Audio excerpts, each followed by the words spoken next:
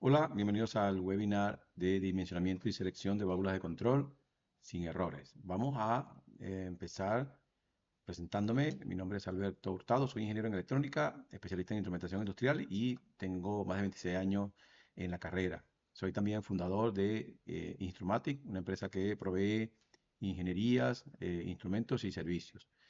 Pero vamos directamente a la agenda, que es lo que más nos interesa. Acá vamos a estar mirando en este webinar errores más comunes y caros que cometemos nosotros como ingenieros cuando empezamos a dimensionar y a seleccionar válvulas de control. En este webinar vas a tener una visión mucho más clara acerca de cuáles son esos errores y cómo mitigarlos, cómo poder no tener una base sólida para no cometerlo. Vamos a ver parámetros de propiedades físicas y cálculos vitales para poder dimensionar bien. Vamos a ver normas aplicables y cómo usarlas. Paso a paso, vamos a tener un paso a paso para la selección y cometer la menor cantidad de errores posible o no cometer errores, que es la meta. El objetivo es poder dimensionar y seleccionar válvulas sin errores. Vamos a ver al final un caso práctico, guiado, básico pero elemental. Vamos a tener más o menos 90 minutos y luego vamos a estar una sesión de preguntas y respuestas. Vamos a enfocarnos en la válvula, es decir, la válvula de control tiene tres partes principales que son la válvula como tal, es el elemento mecánico que está en contacto directo con el fluido y que tiene subelementos internos que ayudan a caracterizar el flujo y algunas otras condiciones. Y vamos a tener también el cuerpo de la válvula y el posicionador o los demás accesorios. Pero vamos a enfocarnos en el dimensionamiento y selección de la válvula como tal. Para eso vamos a ver primero cuáles son esos errores más comunes que nosotros cometemos. Uno de los principales y que puede ser el dolor de cabeza más grande en muchas salas técnicas son los datos incompletos o ignorados. Sabemos que muchos clientes tal vez no tienen los datos completos o tal vez no se los han pasado y ahí puedes hacer un dimensionamiento preliminar, pero no debe ser el dimensionamiento de cierre porque seguramente va a arrastrar errores y algunos son errores graves.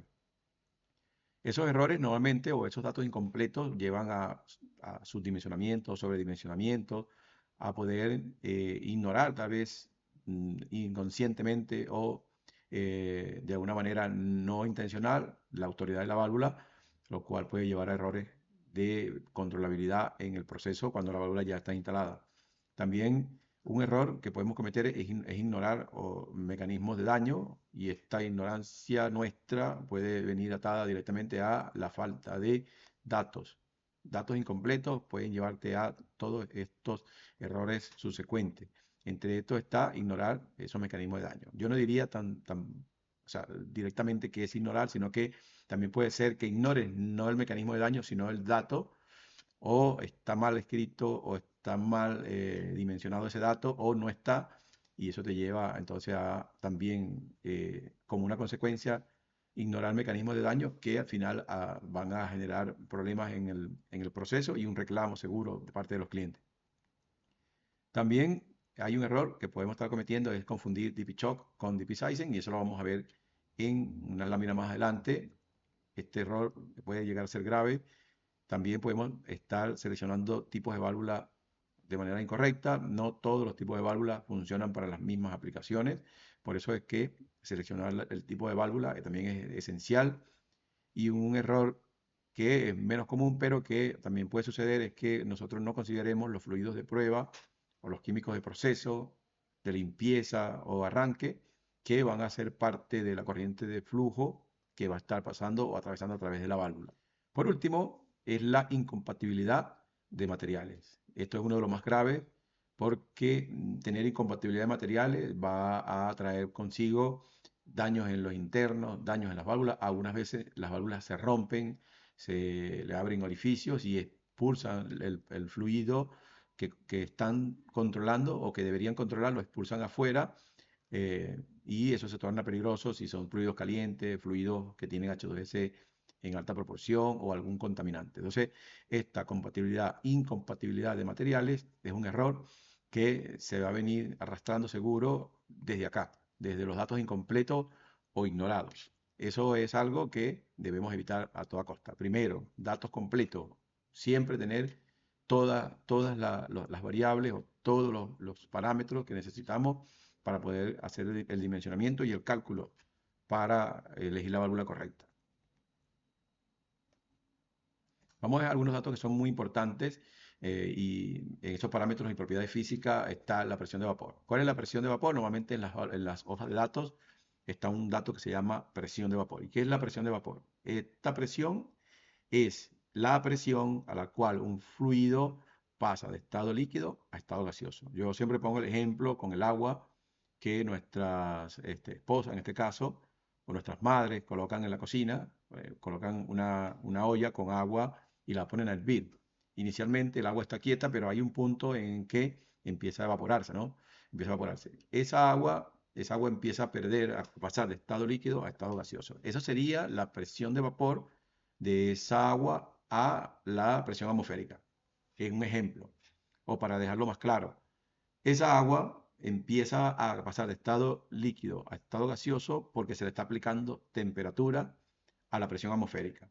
Si variásemos la presión de esa agua o de la presión atmosférica, la subiéramos más alta, entonces tuviéramos que aplicar más calor para poder lograr que esa agua se evapore. Entonces, el agua tiene una presión de vapor de una atmósfera a 100 grados Celsius. Entonces, eso sería lo que es la presión de vapor. El líquido cambia de estado líquido a gaseoso bajo ciertas condiciones de presión y temperatura. Pero básicamente es eso, el cambio de estado de un líquido a vapor. Para seguir con esto, vamos a ver lo que es el índice de cavitación y este índice nos indica la severidad de la cavitación. También nos está indicando cuán cerca está la válvula de entrar en cavitación, de poder pasar de estado líquido a gaseoso y empezar a generar todas esas implosiones internas que dañan la válvula. Entonces, es importantísimo este índice para poder inferir en dónde está la válvula en términos de cavitación. ¿Está a punto de entrar en cavitación o la cavitación va a estar presente y tiene una severidad? ¿Cuál es la severidad? Este índice lo tenemos que calcular y aquí pueden ver con esta fórmula que es sencillo porque tienes la presión de entrada, que es la presión de entrada de la válvula, la P2, que es la presión de salida de la válvula, y el otro valor es la presión de vapor que vimos anteriormente. Normalmente este dato debe venir ya escrito en la hoja de datos o en algún parámetro de proceso o algún documento de proceso que te diga cuál es la presión de vapor de ese fluido que la válvula va a estar manejando. Luego tenemos el coeficiente de cavitación. Esto es parecido, bastante similar a el índice de cavitación, porque te habla de cuán cerca está la válvula de entrar en cavitación.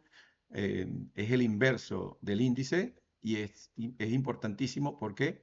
Porque este es el parámetro que normalmente todos los software o la mayoría de los software de dimensionamiento te piden para poder hacer sus cálculos internos y arrojar las salidas y obtener parámetros, datos aerodinámicos, hidrodinámicos que van a hacer que podamos seleccionar correctamente los elementos y materiales de la válvula. Así que tengan en cuenta el índice de cavitación y el coeficiente de cavitación. Este es el coeficiente de cavitación, ojo con este porque este normalmente tienes que calcularlo. Los software de dimensionamiento como el de Fisher, por ejemplo, o el de Samsung, no te lo calculan. Tienes que calcularlo tú y ingresarlo dentro del software para que te pueda dar los valores.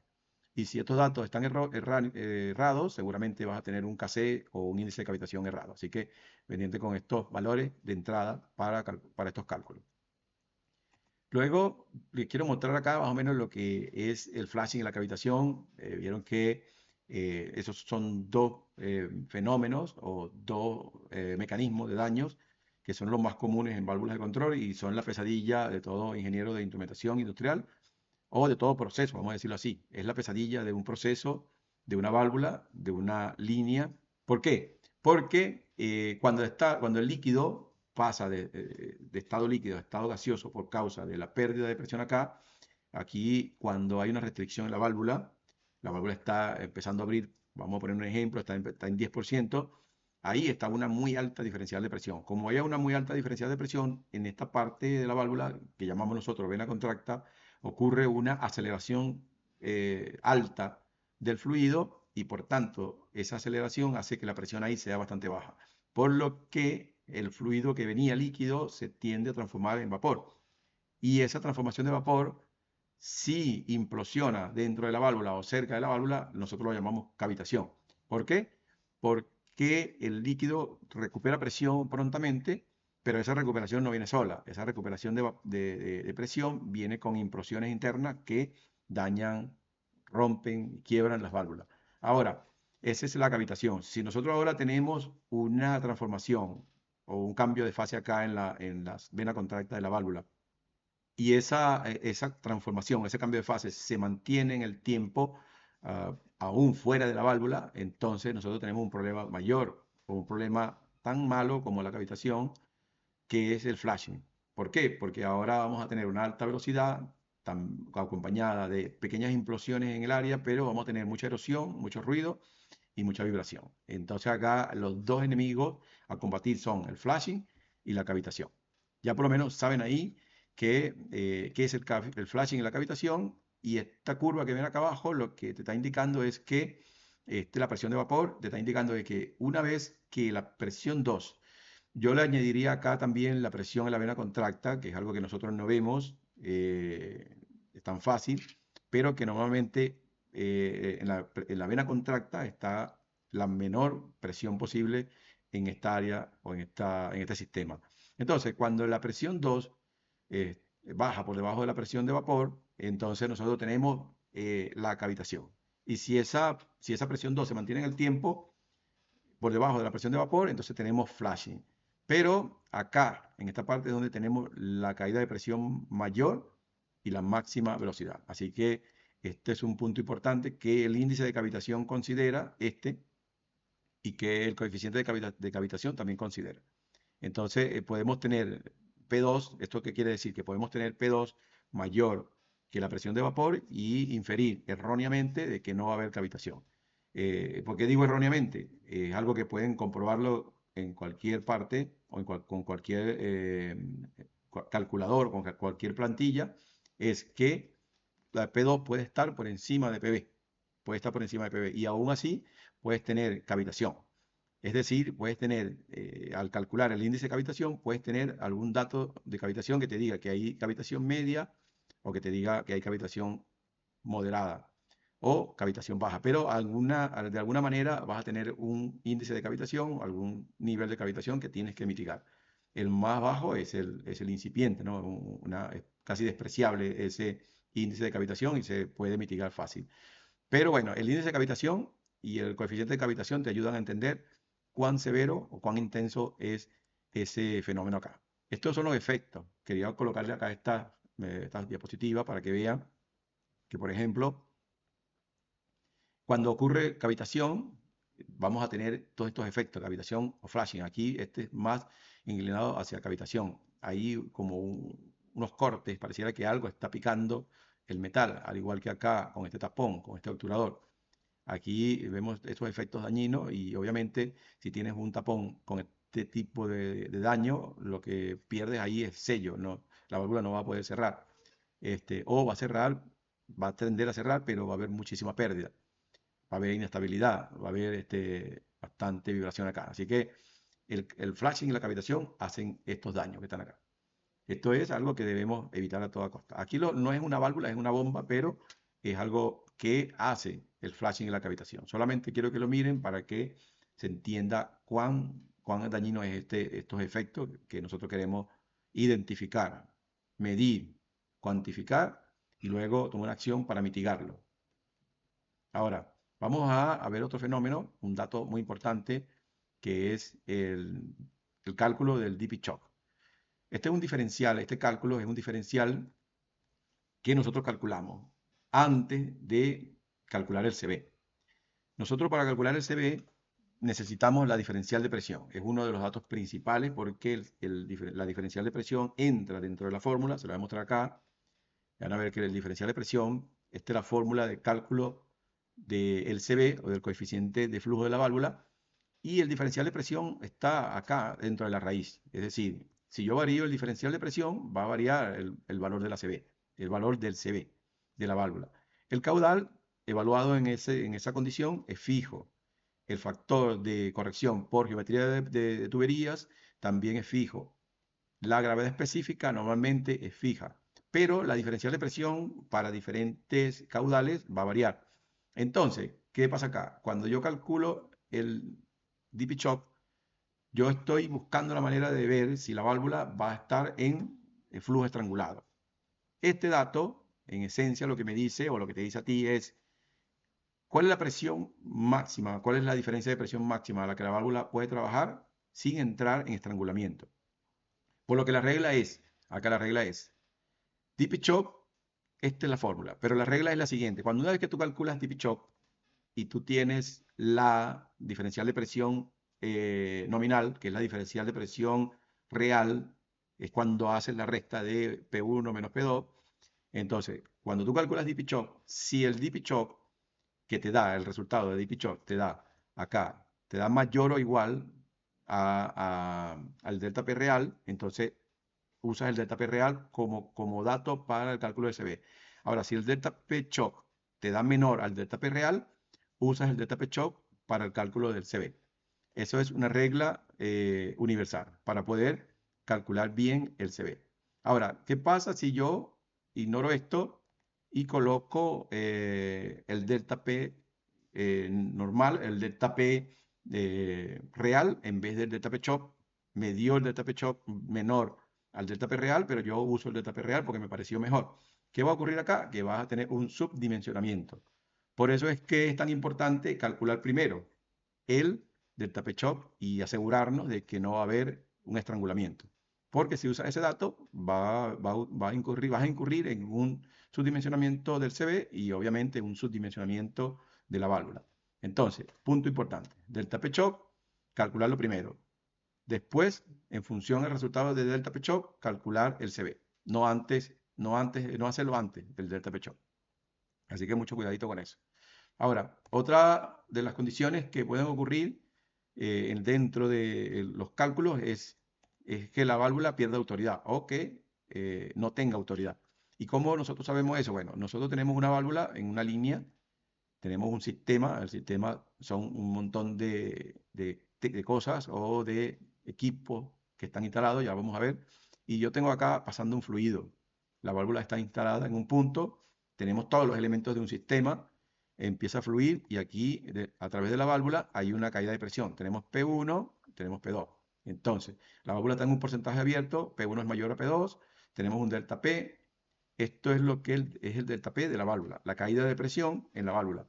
Vamos a ver qué es la autoridad. Eso es lo que estamos buscando aquí. Ahora, a través del sistema también tenemos una caída de presión. Tenemos P1, tenemos P2. Esto es la sumatoria de todas las caídas de presión que puede haber en el sistema. Por eso que lo representé solamente en un bloque, pero pueden ser caídas de presión en diferentes elementos que van a generar esa pérdida. Por ejemplo, pueden ser en codos, en curvas, en placas, en intercambiadores, en muchos equipos que están en la línea donde está la válvula, que también pueden generar una caída de presión. Ahora, la válvula solamente, ella va a generar una caída de presión por los cambios de dirección dentro de la válvula. La válvula normalmente acá tiene una forma, sobre todo la válvula de globo, es la que tiene la mayor caída de presión, tiene una forma como de Z o como de S, en el que el flujo tiene que atravesar a través de ella para poder pasar hacia el otro lado. Y normalmente también se consigue con un trim acá, con una jaula que le añade también una restricción. Entonces, la válvula va a tener una caída de presión y el sistema va a tener otra caída de presión. ¿Cómo nosotros sabemos si la válvula tiene o no tiene autoridad buena? O si la autoridad de la válvula es baja. Nosotros tenemos un cálculo que podemos hacer a través de lo que nos dice la IS 60534, que es calcular, tener lo que es el delta P de la válvula entre el delta P total, es decir, el delta P de la válvula más el delta P del sistema, y nos tiene que dar un valor fraccionario, puede ser 0.2, 0.3, 0.4, 0.5 o mayor. Pero el valor que nosotros necesitamos que esté ahí es un valor entre 0.3 y 0.5. O sea, son los valores ideales donde nosotros podemos decir que la válvula tiene una buena autoridad. Eso es la autoridad de la válvula. Acá el mayor diferencial de presión del sistema total debe estar en la válvula. ¿Para qué debe estar en la válvula? Debe estar en la válvula para que la válvula tenga autoridad. ¿Y qué es autoridad? La válvula tiene la mayor caída de presión y controla bien. ¿Por qué? Porque ya aunque las altas caídas de presión son desventajosas para algún tipo de válvula, como por ejemplo el de mariposa, que es más desventajoso para el de mariposa, o también para el de bola, para la válvula de control tipo globo es ventajoso. ¿Por qué? Porque ahí la válvula toma autoridad, controla mejor con una diferencial de presión relativamente alta. Entonces, para ganar autoridad, la válvula tiene que tener la mayor caída de presión de todo el sistema. ¿Qué pasa cuando no se puede lograr? Que tenemos muchas caídas de presión en el sistema y no podemos mitigar eso porque necesitamos los codos, necesitamos las curvas, necesitamos las placas, los intercambiadores, todo esto. Bueno, simplemente nos vamos hacia mitigar dentro de la válvula. Eso es algo que también podemos hacer y es lo que normalmente se hace. Vamos a ver también acá que tenemos la velocidad. Normalmente, a través de la válvula, esa diferencial de presión genera una velocidad que puede ser erosional o no. Es decir, es una velocidad que puede llegar a comerse en los internos o el trim o alguno de los componentes y generar pérdida o pase cuando la válvula cierre. Entonces, nosotros podemos calcular también esa velocidad a través de la API RP14E. Tenemos que calcular esa velocidad y entender si la válvula va a estar en velocidad erosional en algún punto. Para siempre todo esto es calculándolo para poder entender si la válvula en alguna de los parámetros, en alguna de las condiciones hidrodinámicas va a requerir algún tipo de componente especial, algún tipo de material especial, algún tipo de característica especial internamente dentro de la válvula. Es importantísimo poder conocer todo esto y saberlo y poder calcularlo. También tenemos el ruido aerodinámico e hidrodinámico. El aerodinámico es el que produce el gas, cualquier gas, y el hidrodinámico es el producido por el agua. Normalmente la norma IEC 60534-8-3 o -4 nos ayuda a poder calcular o predecir lo que es el ruido hidrodinámico o el ruido aerodinámico. Normalmente, ¿qué es el ruido? Normalmente el ruido es una onda de sonido, una onda sonora que tiene frecuencia y tiene amplitud. Lo que nosotros escuchamos con nuestro oído es una frecuencia que tiene una intensidad. Y la norma nos establece cómo nosotros debemos calcular para saber esa intensidad y esa frecuencia de esa onda. Y en función a estos datos de frecuencia e intensidad o amplitud, se elabora una curva para entender más o menos en qué frecuencias el oído humano puede percibir esta onda con mayor o menor intensidad y dónde es dañino, ¿no? Porque al final, ¿qué es lo que se quiere con la medición y la predicción de este ruido?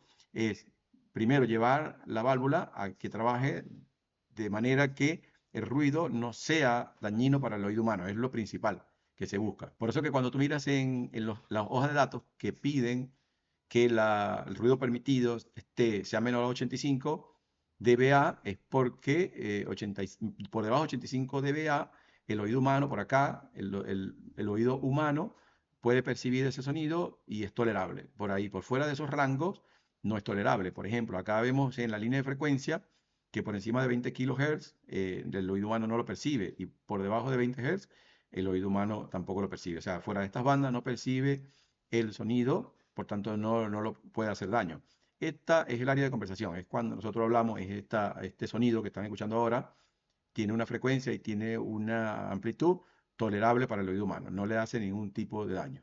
Entonces, este parámetro aerodinámico e hidrodinámico es calculado para poder mitigarlo y proteger a las personas. Obviamente que el ruido también daña las estructuras, también daña el ambiente, puede haber una contaminación sonora, pero principalmente buscamos de entender este fenómeno, medirlo y mitigarlo para poder proteger a las personas. Y normalmente estos ruidos, ¿cómo los mitigamos? Los mitigamos a través, pues, en la fuente donde se produce. ¿Y cuál es la fuente normalmente? Es la válvula. Entonces nosotros podemos mitigarlo en la fuente o podemos mitigarlo fuera de la fuente, en el trayecto hacia donde se propaga. Y puedes colocar una barrera, puedes colocar una chaqueta sobre la válvula, puedes colocar algún tipo de aislamiento, es probable, pero cuando aún mitigando, por ejemplo, con una chaqueta o un aislamiento que baje el ruido, muchas veces también aún así puede haber una expansión por encima de 85 decibeles A, y nosotros podemos mitigarlo, por ejemplo, a través de un trim eh, que mitiga un trim antirruido, un trim, por ejemplo, los Whisper de Fisher, que son multiorificios. Son trims multiorificios que lo que hacen es cambiar de frecuencia. No bajan la intensidad, sino cambian la frecuencia, y al cambiar la frecuencia colocan la frecuencia del sonido por fuera de los rangos dañinos para el ser humano. Entonces, básicamente, eso es lo que es el ruido hidrodinámico y aerodinámico. Es importante saberlo y poder calcularlo. Esto es lo que demostré hace rato. El ruido normalmente en su esencia lo medimos su intensidad y luego se compensa a través de por ejemplo, cuando medimos con un sonómetro, el sonómetro ya compensa y mide cómo lo va a percibir el oído humano y lo lleva a valores dBA. Por eso es que lo miras en la hoja de datos como dBA. Importante esto.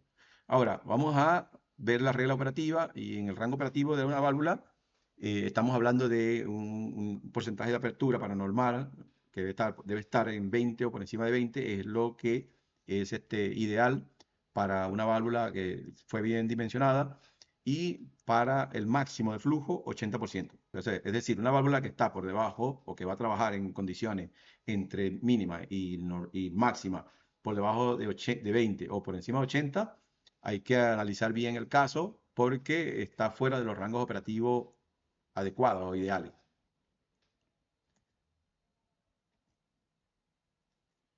Para el caso de compatibilidad de materiales, es importante, acá nosotros tenemos que tener especial cuidado porque existen una gran variedad de materiales. Aquí es donde muchos ingenieros no la tienen tan clara y muchas veces pueden estar eligiendo cualquier material.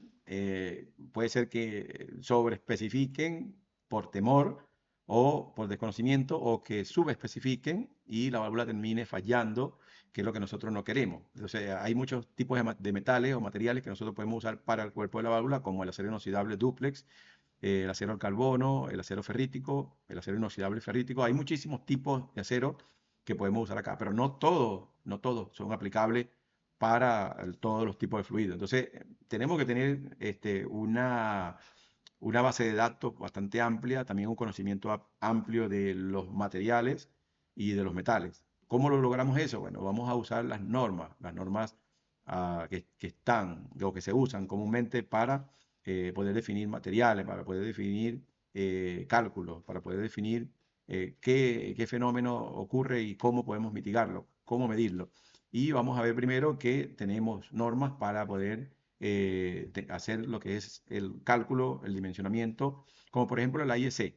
Normalmente nuestras plantillas están desarrolladas bajo IEC 60534 y también bajo API para lo que es el cálculo de la velocidad de erosión. Principalmente la IEC nos ayuda a calcular la capacidad de flujo, que es el coeficiente de flujo. Nos hace entender el tema de la diferencial de presión real versus la diferencial de presión para flujo estrangulado. También podemos calcular. Esta es la norma por esencia que usamos para el cálculo de cavitación y flashing. De hecho, las grandes marcas y las grandes plataformas de cálculo usan la IEC 60534 para sus patrones, para sus plantillas, para su software de cálculo. La norma IEC también nos aclara qué es lo que es el factor de recuperación de presión, el factor de recuperación de presión combinado, el factor de corrección por geometría de tuberías y accesorios. Nos ayuda a hacer los cálculos de ruido, lo que vimos anteriormente, a través de la IS 60534-8-3-4, y también nos habla de los requisitos de ensayo y de performance de las válvulas. La API simplemente define, para el caso de nosotros de válvula, define cómo prevenir la erosión, cómo medirla y cómo prevenir la erosión y la corrosión. También la FCI es una norma que nos va a ayudar a nosotros a poder definir clases de cierre de asiento, por ejemplo, clase 1, clase 2, clase 3, clase 4, clase 5, clase 6. Y estas clases, normalmente, ellos van a definir condiciones de prueba. Cómo se prueban esas válvulas, cómo se certifican estas válvulas para poder ya validar su clase. Esta norma es más que todo después que la válvula está construida, que ha sido definido sus internos, su tipo de válvula. Al final se hacen pruebas para verificar que todo está OK. En términos de cierre de válvula, en términos de sello, más que todo.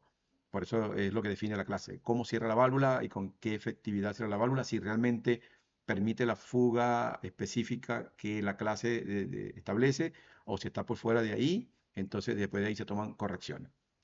Esto lo hace la norma FSI. Y la norma STM, estas tres que están acá son medulares para la elección de materiales. ¿Por qué? Porque la STM normalmente define composiciones químicas del metal o del material que se va a usar. Y también define propiedades mecánicas, tratamientos térmicos, método de ensayo.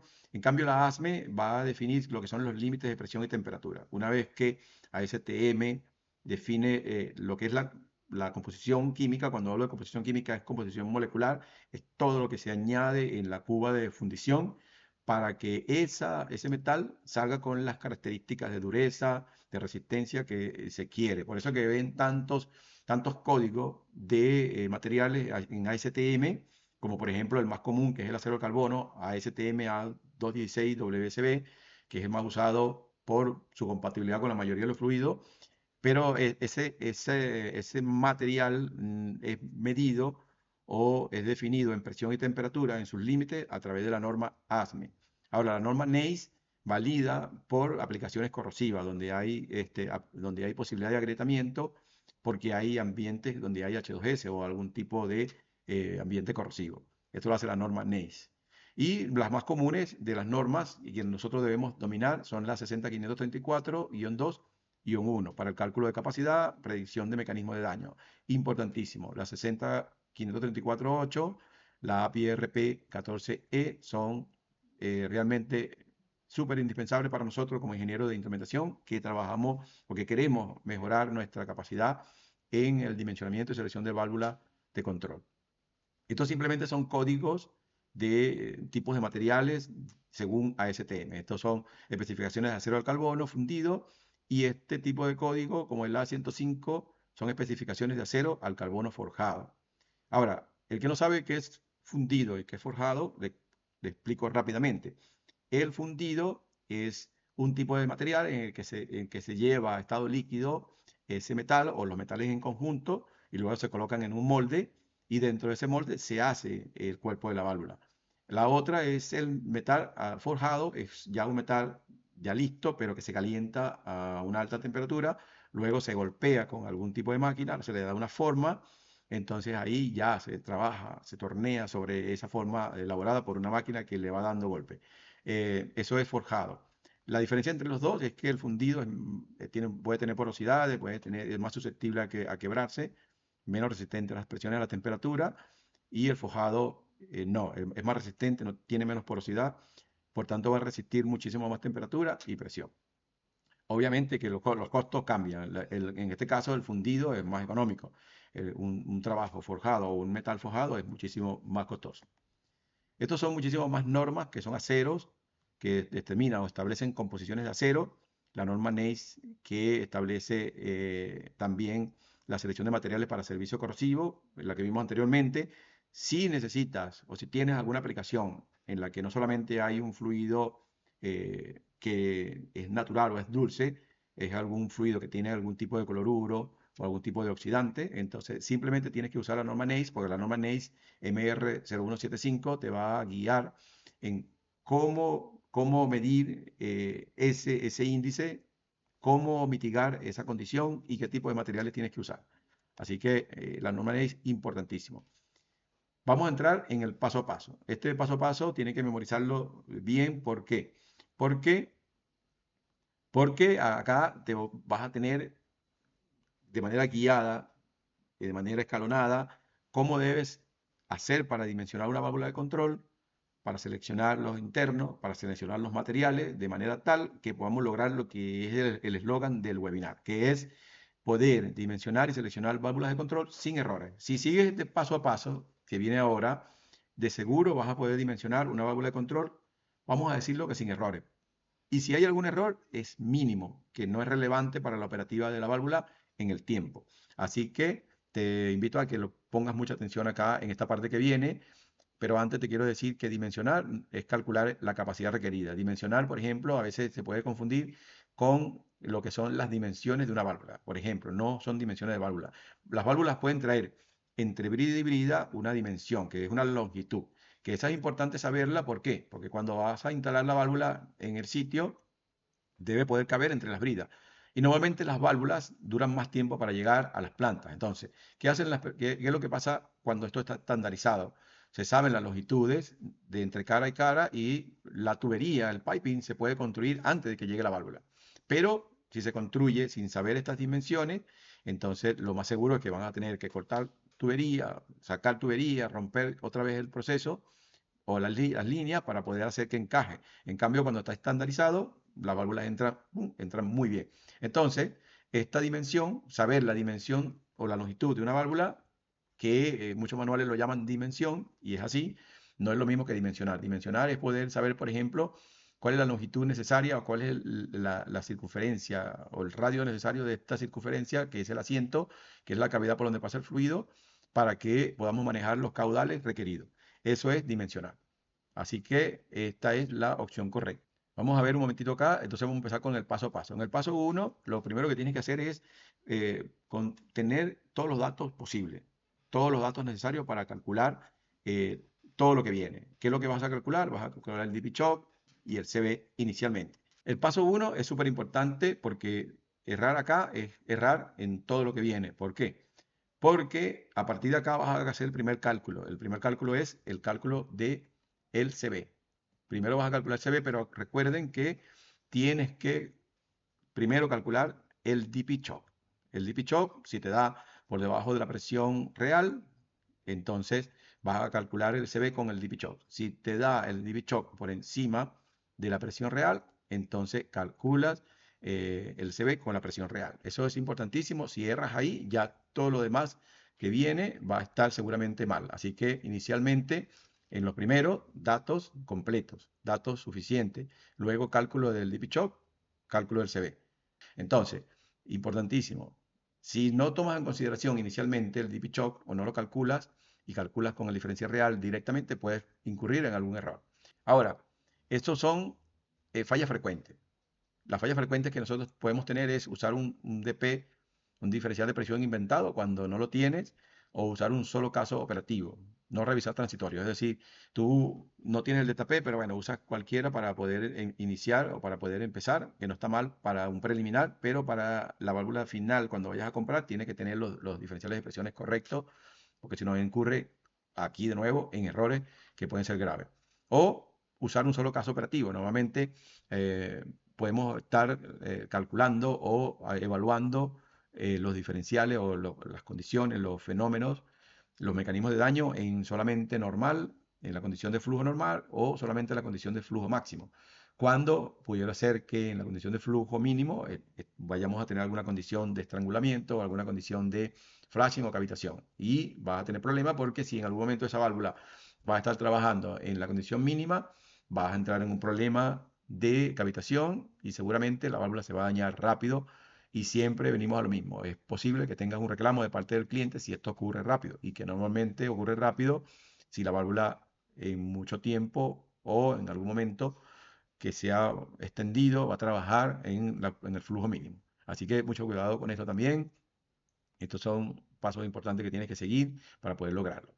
Luego tienes la selección del tipo de trim. Una vez que tienes los datos anteriores, seleccionas el tipo de trim en función a esos resultados y vas a tener varios tipos de trim, estándar, reductor de ruido para gases para líquidos, multietapas, multiorificios o los multietapas, multiorificios que son los más sofisticados. ¿Qué cambia entre ellos? ¿Qué cambia entre ellos y cómo lo elijo? Va a depender del índice de cavitación, va a depender de si tienes flujo estrangulado o no, va a depender del nivel de ruido, va a depender del fluido, va a depender de otros factores que nosotros vamos a aprender en adelante. Así que pendiente acá porque también tiene que saber elegir el tipo de trim para cada aplicación. Por ejemplo, te pongo un ejemplo, si el fluido es sucio, ya lo vamos a ver un poquito más adelante también, si el fluido es sucio, no puede usar un trim multiorificio. De hecho, ahí no aplica. ¿Por qué? Es decir, se taponaría ese trim. Entonces tienes que pensar en otra cosa. Vamos a seguir viendo lo que es ahora la selección de la válvula. Y aquí viene lo que es la selección de la válvula. Cuando hablo de la válvula es del cuerpo. Ve que el cuerpo, normalmente ahí a través del cuerpo pasa el fluido, pero tenemos diferentes tipos de válvulas. Válvula globo, válvula esférica, válvula mariposa. Y en temas de cómo guía el tapón, cómo guía la válvula del tapón, tenemos puerto simple, puerto doble, tenemos guiado por vástago, guiado por bonete o guiado por el puerto. Entonces, primero, seleccionar el tipo de válvula en función al cuerpo y el sistema de obturación puede ser globo, es la que tiene un vástago deslizante que va a cerrar contra el asiento y puede ser guiada, ese tapón puede ser guiado por una jaula, puede ser guiado por el puerto, que es el orificio de la cavidad, puede ser guiado por el vástago, puede ser guiado por el bonete o puede ser guiado por el puerto de la válvula. Entonces, hay diferentes tipos de válvulas y hay diferentes tipos de guía. Entonces, es importantísimo porque son muchísimas cosas, muchísimos tipos de válvulas y muchísimos tipos de guía, pero lo podemos elegir sabiamente porque ellos varían en función a la aplicación. Ya vamos a ver un poco más de eso del paso 4. Y vamos a ver los materiales del trim. Seleccionar el tipo de válvula, seleccionar el trim de acuerdo a las condiciones hidrodinámicas, mecanismo de daño, propiedades físico-químicas y también vamos a ver el estándar, o sea, el trim estándar lo puedes usar para servicios comunes no agresivos y para lo que es paso simple, multiorificio, multietapa, para cavitación de líquidos. En líquidos la cavitación es para líquidos. Lo que es el ruido o la velocidad de flujo Mach 1 es para los gases, pero ahí usas diferentes tipos de trim. Por ejemplo, para gases normalmente usas multiorificio. Dependiendo del nivel de ruido, usas algún tipo de multiorificio específico. Al igual que para cavitación hay multietapas. Entonces, esas multietapas van a tener diferentes niveles también, que van a mitigar diferentes niveles de ruido y diferentes niveles de velocidades. Entonces, ahí tienes que tener la pericia para saber realmente cuánto quieres mitigar. ¿Y cómo sabes cuánto quieres mitigar? En función a los índices de cavitación, a los coeficientes. Y luego puedes decidir cuál vas a elegir. Nosotros en nuestro curso tenemos plantillas profesionales que nos ayudan a guiar a los alumnos a, dependiendo del índice de cavitación y el coeficiente, cuál de estos trim, cuál de los trim puedes elegir y qué nivel de mitigación debes elegir específicamente para cada caso. Vamos a ver ahora los tipos de válvulas. Vamos a hablar de los tipos de válvulas. Esto es, en el tema del proceso de selección de válvula, hay que ser bien preciso. Yo le pongo esto con un ejemplo. Por ejemplo, si tú tienes la necesidad de transportar 3 personas de un punto A, acá, de un punto A un punto B, y tienes solamente estos 2 medios de transporte para llevar a estas personas de un punto A a un punto B, lo más lógico sería que nosotros usáramos el automóvil, ¿no? El auto. ¿Por qué? Porque el automóvil va a tener un costo A, va a tener un costo X, y si nosotros usáramos el colectivo, lograr el objetivo. Así podría llevar las personas hasta el punto B, pero tendría un costo muchísimo mayor. Entonces, por tema de costos, el autobús o el colectivo no sería la mejor opción, sería la mejor opción el automóvil. ¿Por qué?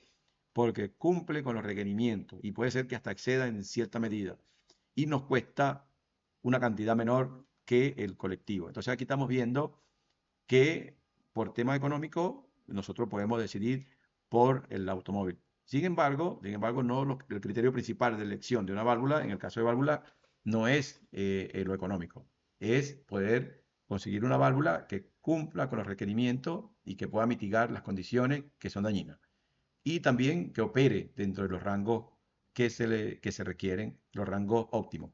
Ahora, vamos a cambiar ahora aquí el papel y vamos a ver que nosotros necesitamos llevar ahora todas estas personas. Son 28 personas.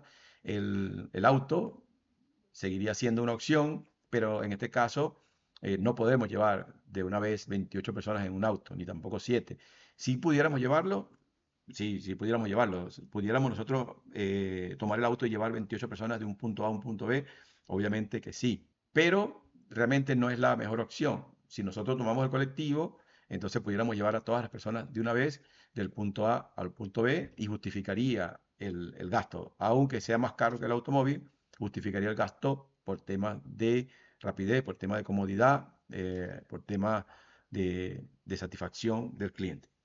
Aquí no escatimamos en los gastos porque realmente es altamente necesario. Esto mismo aplica para las válvulas, como por ejemplo cuando uno tiene que elegir algún material costoso, como algún endurecido, algún tipo de aleación especial que cuesta mucho más que un acero de carbono, pero si instalares el acero de carbono, entonces la válvula se te dañaría pronto y incurriría en gastos mayores, como por ejemplo para una planta tener pérdida de oportunidad de producción y hasta perder reputación de parte de la empresa que seleccionó la válvula para ese proceso. Entonces, pierde muchísimo más. Entonces, primero, no importa que gastemos más, pero si cumplimos el propósito de manera segura, es la mejor opción.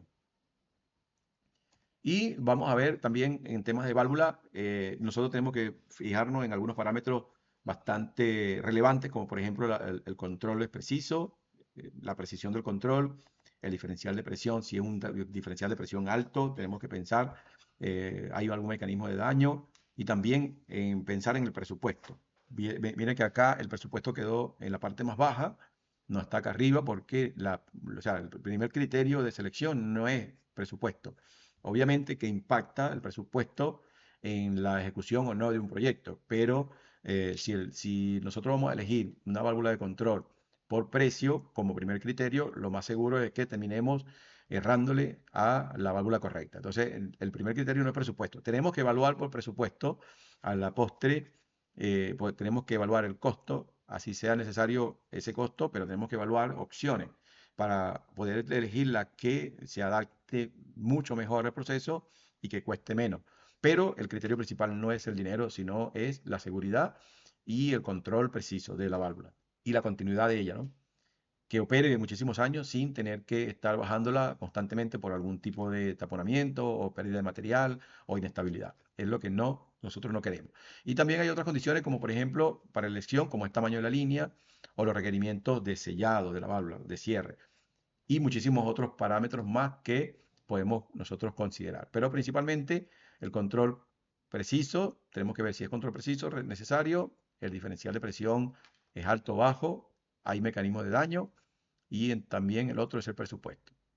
Para el tema de rentabilidad, nosotros tenemos una válvula de mariposa, una válvula de cementada, que es una válvula de esférica, también llamada válvula de bola, y una válvula de globo. En temas de rentabilidad, obviamente que la válvula de mariposa es más rentable porque la válvula de mariposa tiende a ser mucho más económica. Ahora, si yo me llevara por presupuesto, yo tengo una aplicación cualquiera y yo digo, bueno, vamos a llevarnos la válvula mariposa porque es más económica. Pero resulta que ahí nosotros necesitamos una precisión de 0.5. La válvula de control de mariposa no puede lograr una precisión de 0.5. O tenemos una alta diferencial de presión por encima de 20 kilos, 30 kilos, 40 kilos. Entonces la válvula mariposa no pasa a ser una opción. ¿Por qué? Porque la válvula de mariposa no está diseñada para altas presiones. Comúnmente las válvulas de mariposa son más económicas, pero no pueden ser usadas para alta precisión ni pueden ser usadas para altas diferenciales de presión. Entonces no es la opción y lo otro podemos decir acá que en temas de diferencial de presión o en temas de, de estabilidad, la válvula de mariposa no es la mejor opción. Podríamos decir que acá este es el auto y acá tenemos el colectivo. Entonces es como que queremos llevar muchísimas, muchísimas personas, cuesta mucho más, pero la mejor opción es el colectivo. En este caso, una válvula de globo es mucho más costosa que una válvula de mariposa, pero no es la mejor opción. Realmente la vas a instalar, pero no vas a tener problema con eso. Pero intermediamente tenemos la válvula esférica, que en este caso pudiéramos analizar si puede funcionar para esta aplicación, para la que estamos eligiendo la válvula de mariposa, pero tenemos también que evaluar y seguramente que si esta no te funciona, porque tampoco cumple con los requerimientos de precisión, aunque puede tener más precisión que la válvula de mariposa y puede ser menos costosa que la válvula de globo, a lo mejor no es precisa, no tiene la precisión que se requiere y la válvula de globo sí. Entonces sigue siendo ganadora la válvula de globo. Entonces, la mayoría de las plantas a nivel mundial, la que más se usa para control preciso es la válvula de globo. Esa es la que gana. En líneas grandes, por ejemplo, cuando nosotros tenemos líneas grandes, si hablamos de costos seguimos viendo precios. Tenemos tres opciones. Tenemos la válvula de mariposa, que es la más adecuada cuando es líneas grandes. Cuando nosotros tenemos líneas grandes, ya la válvula de mariposa sí es una de las opciones más adecuadas por el tamaño. Fabricar una válvula de mariposa es mucho más fácil, puede requerir materiales que son menos costosos. También el maquinado es más sencillo, por tanto, para líneas grandes se usa sobre todo válvula de mariposa si la precisión no la merita, si la precisión se lo permite. Puedes también pensar en la válvula de bola o la válvula esférica, pero si requieres aún en línea grande, requieres alta precisión, sigue siendo la válvula de globo la que va a estar siendo la mejor opción. Entonces, vamos a volver atrás acá para entender bien esto. Temas de línea grande va a seguir siendo preferida la válvula de mariposa. Segundo, se evalúa si la válvula de mariposa no es la correcta por temas de precisión o estabilidad, entonces nosotros nos vamos hacia la válvula de bola. Ahora, si aún así no podemos lograr la precisión, por ejemplo, entonces nos vamos a la válvula de globo, pero hay que empezar viendo las que son de menos costo. ¿Y cómo podemos analizar esto? Bueno, con las condiciones del proceso y cuáles son los requerimientos del proceso. Vamos viendo qué precisión nos piden, qué diferencial de presión hay en el proceso, qué temperatura, qué debemos nosotros considerar ahí para que el proceso se controle de manera efectiva. Entonces, si nosotros tenemos si requerimos alta precisión, ya la válvula de globo viene siendo una o, si no, la opción más adecuada. Así sea costosa. Porque la idea acá es que cumpla con los requerimientos del proceso. De nada nos sirve instalar una válvula más económica si al final vas a tener un proceso inestable o vas a tener un producto de salida de muy baja calidad o de una calidad por debajo de lo que piden los clientes, y ahí vas a perder más porque un producto de más baja calidad va a llevarte a vender productos de bajo precio o simplemente no vender productos porque los clientes no quieran comprártelo con esa calidad. Vamos a ver lo que es el control preciso. Ya lo vimos que la válvula de globo sigue siendo la que gana. La válvula de globo sigue siendo la que gana. ¿Por qué? Porque es la que es más preciso. ¿Por qué esta válvula es más precisa? Porque tú puedes caracterizar esta válvula con trims especiales, como por ejemplo el trim igual porcentaje, que puede darle en pequeñas aperturas de la válvula un caudal mínimo de muy bajo. Entonces, la rangueabilidad de esta válvula es muchísimo más alta que la rangueabilidad de la válvula tipo bola cementada y muchísimo más alta que la válvula de mariposa. La rangueabilidad lo que te habla es de la capacidad que tiene la válvula de manejar flujo mínimo, es decir, te habla de cuán mínimo o cuán bajo puedo llevar yo el flujo y que la válvula lo controle de manera precisa. En ese caso, las válvulas de bola tienen una rangueabilidad menor a la válvula de globo, y la válvula de mariposa tiene una rangueabilidad muchísimo menor que la válvula de bola y la válvula de globo. Así que si necesitas alta manejabilidad o poder manejar caudales bajos con precisión, tienes que tener una válvula de globo. Así que vamos a ver un caso práctico de selección y dimensionamiento de válvula de control con el software de Fisher y una plantilla de cálculo que vamos a usar para tener el coeficiente de cavitación. Vamos a irnos a una checklist también que quiero mostrarle.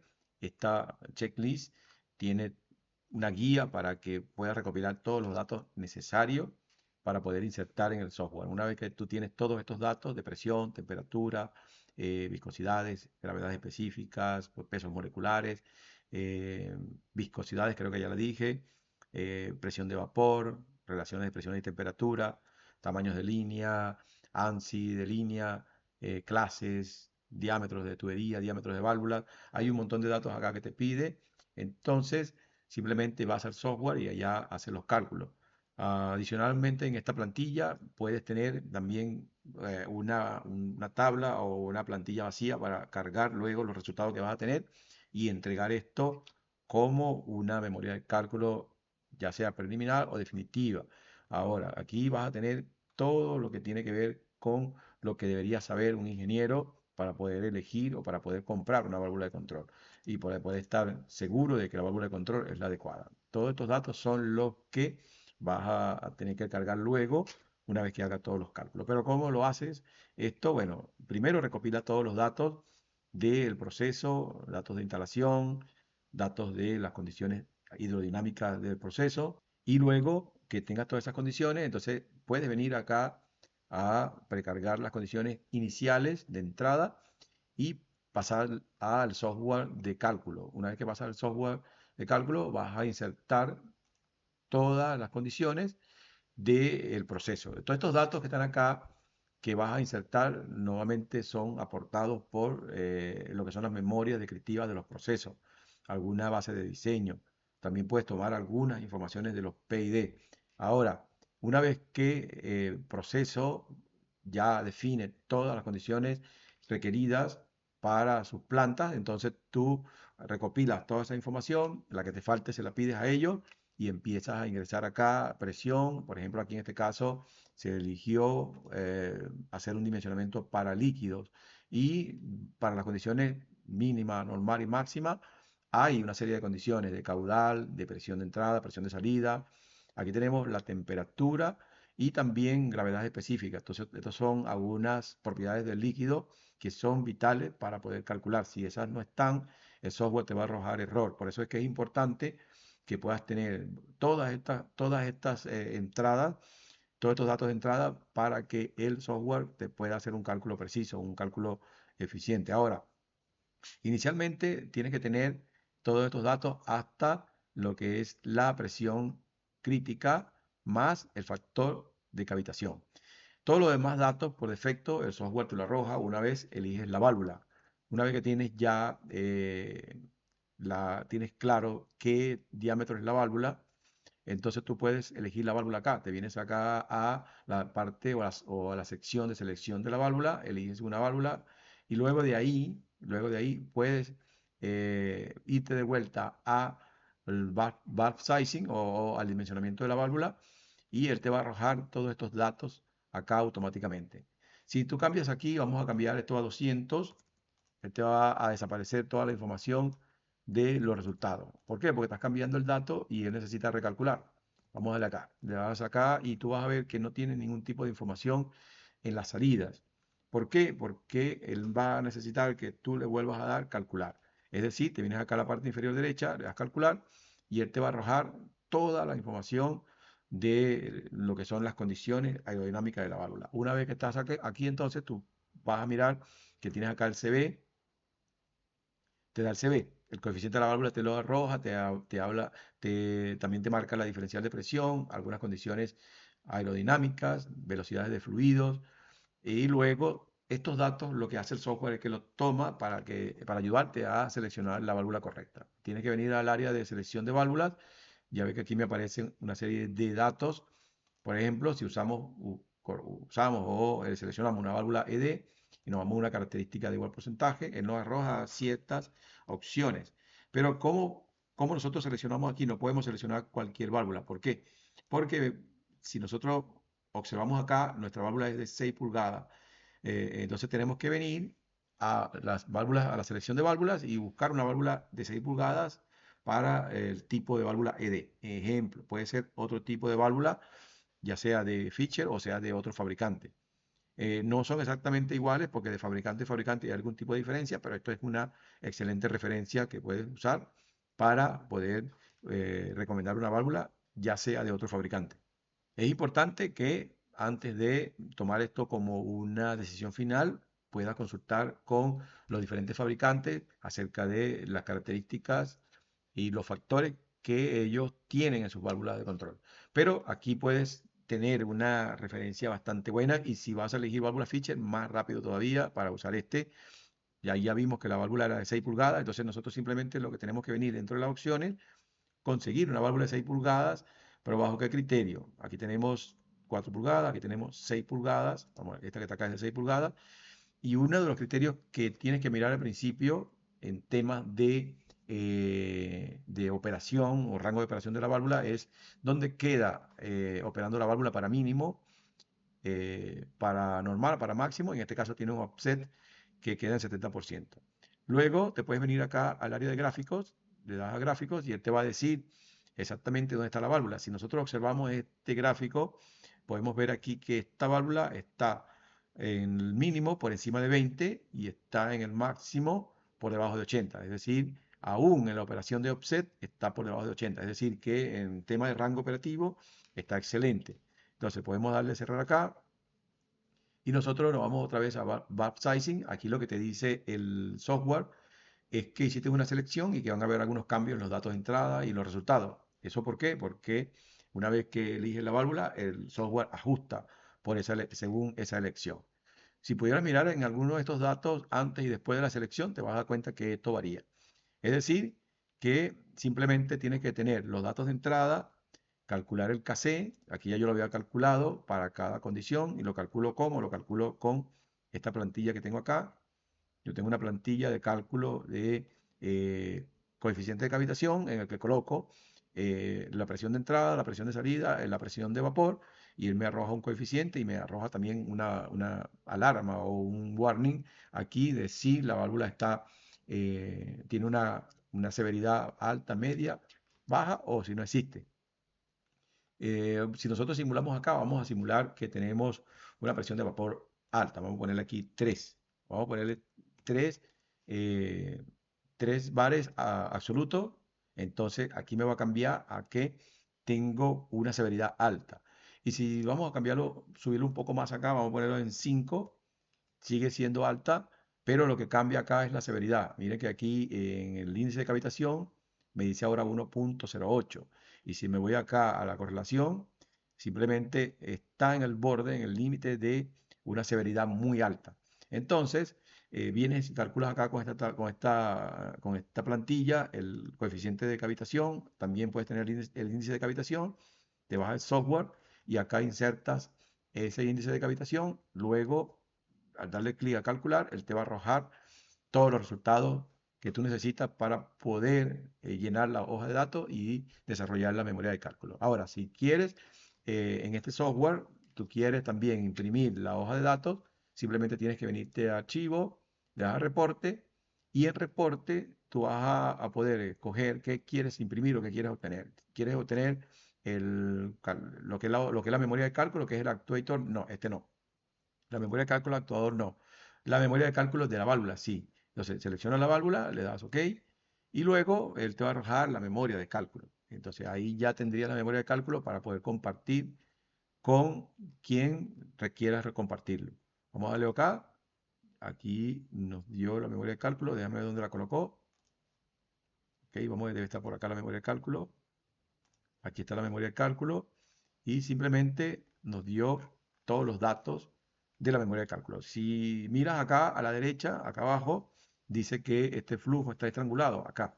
Es por las condiciones, aquí cambiaron las condiciones, en la mínima, normal y máxima no hay flujo estrangulado, no hay ningún aviso, ningún warning acá en estas condiciones, porque no va a haber este estrangulamiento. Si miran aquí, lo que cambió es, por ejemplo, en este caso, la presión de entrada. La presión de entrada aquí es 310 y aquí es 104, 128 y 213. La presión de entrada es muchísimo mayor, la diferencial de presión es muchísimo mayor.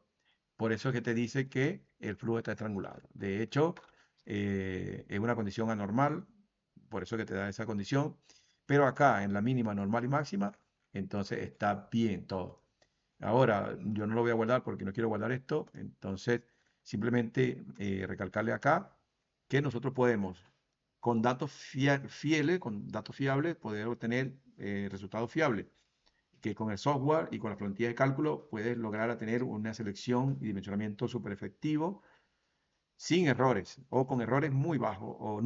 Entonces, lo que viene de aquí en adelante es poder tener muchísimos más casos, hacer todo lo que es el ingreso de datos, poder calcular, ya sea para líquidos, para gases o para vapor, también para bifásicos. Normalmente los más calculados son para líquidos y para gases y vapor. Te invito a que puedas seguir aprendiendo y si estás interesado en convertirte en un profesional en esta área, puedes contactarnos directamente.